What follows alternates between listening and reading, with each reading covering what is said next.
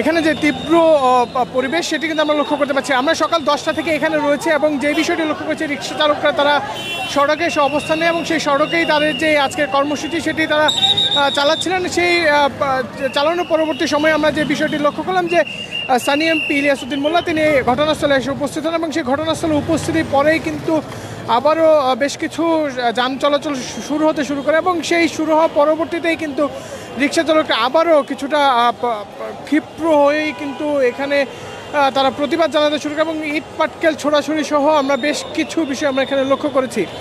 এর পরবর্তীতে কিন্তু আইনশৃঙ্খলা রক্ষাকারী বাহিনী তাদের যেই পেট্রোলিং টিম বা স্ট্রাইকিং ফোর্স হিসেবে তাদের রাখা হয়েছিল তারা আবারও তাদের সঙ্গে একটি ধাওয়া পাল্টা ধাওয়ার ঘটনা ঘটে এবং এখন কিছুটা গাড়ি চলাচল স্বাভাবিক বলে আমরা এখানে লক্ষ্য করতে পারছি।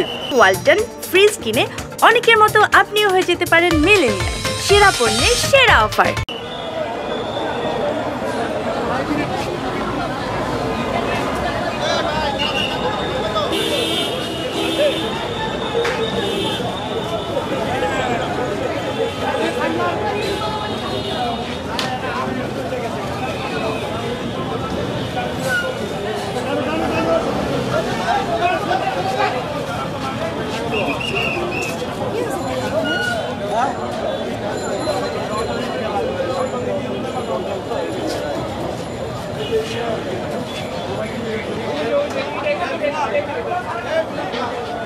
ইতিমধ্যেই কিন্তু অনেকটাই শান্ত হয়েছে এখানকার পরিবেশ এবং কিছুক্ষণ আগে আমরা যে বিষয়টি লক্ষ্য করেছি যে স্ট্রাইকিং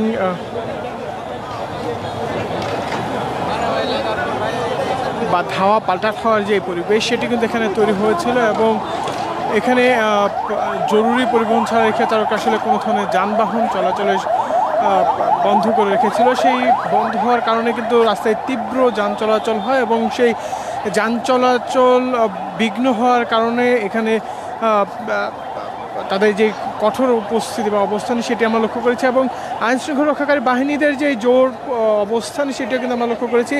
অল্প কিছুক্ষণ সময় আগে কিন্তু এখানকার যেই আইনশৃঙ্খলা রক্ষাকারী বাহিনী তারা শ্রমিক যারা রিক্সা চালক রয়েছিল তাদেরকে ধাওয়া দিয়ে তাদেরকে এখান থেকে সরিয়ে দেন এবং রিক্সা চালকের পরবর্তীতেই ইট পাটকেল ছোড়াছুড়ি করলে পুলিশও তাদের মতো করে আসলে পরিস্থিতি সামাল দেওয়ার চেষ্টা করেছেন। দর্শক, এই ছিল মূলত মিরপুর 10 থেকে এখন পর্যন্ত সর্বশেষ পরিস্থিতি।